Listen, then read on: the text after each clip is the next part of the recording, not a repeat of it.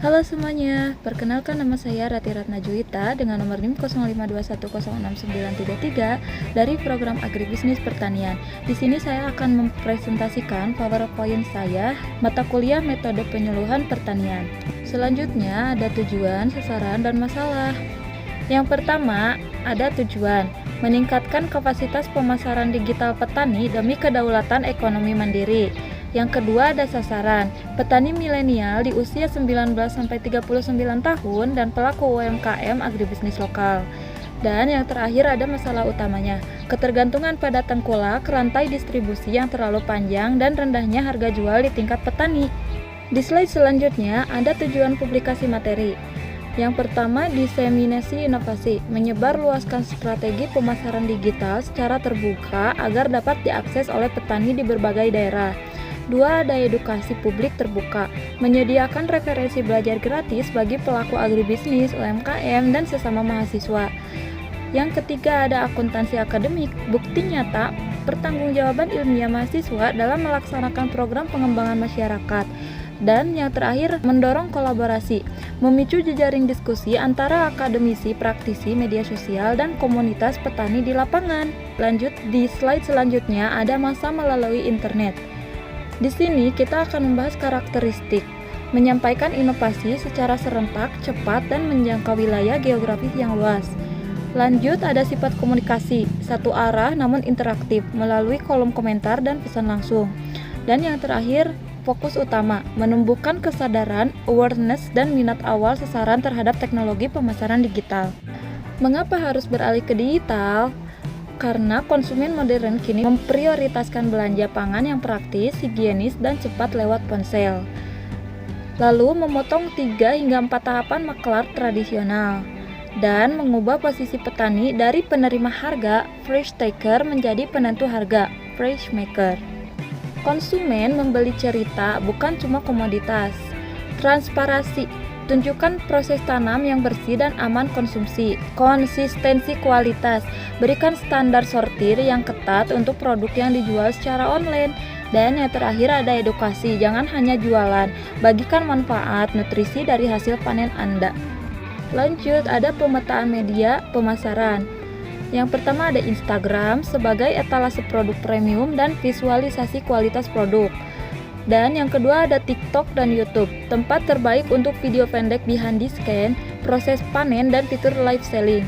Dan yang terakhir ada WhatsApp Business, pusat pelayanan pelanggan, pengelolaan katalog harga harian, dan pemesanan.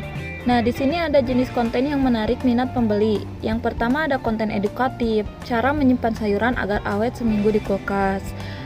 Terus yang kedua ada konten autentik, realitas seru aktivitas sehari-hari petani di ladang. Dan yang terakhir ada konten bukti sosial, contohnya testimoni kepuasan pelanggan dan foto packing yang rapi. Nah, di slide selanjutnya ada mengubah komoditas menjadi produk premium. Yang pertama, produk curah tanpa kemasan memiliki nilai jual yang rendah di mata konsumen modern.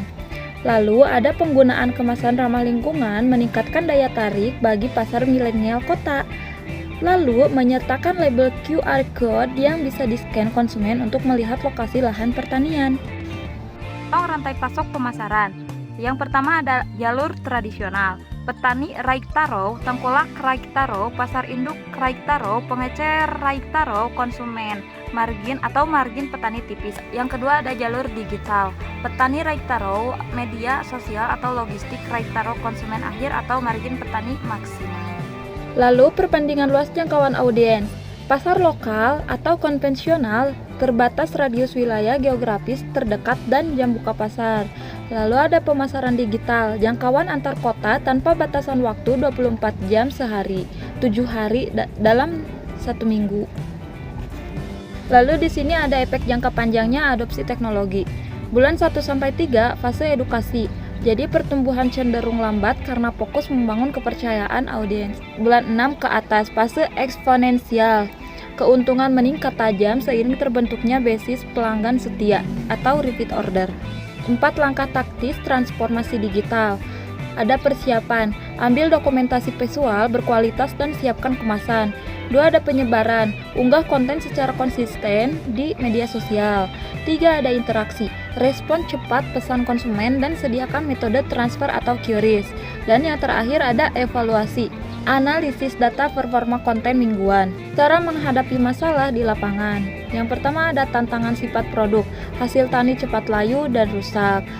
Lalu yang kedua ada solusi, gunakan pengiriman instan atau satu hari sampai dan sistem pre-order atau panen sesuai pesanan.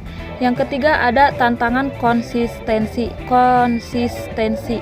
Petani kelelahan mengurus kebun dan tidak sempat membuat konten. Dan yang terakhir ada solusi, metode konten batching atau ambil stok video banyak dalam satu hari panen atau edit bertahap.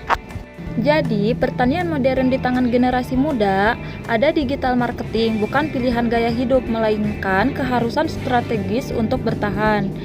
Petani milenial adalah jembatan antara kekayaan bumi tradisional dengan efisiensi teknologi modern. Lalu ada happy farmers and healthy nation.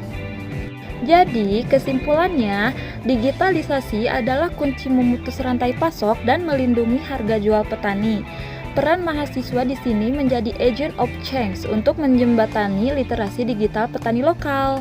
Pesan kuncinya, masa depan pangan ditentukan oleh kecerdasan mengelola pemasarannya.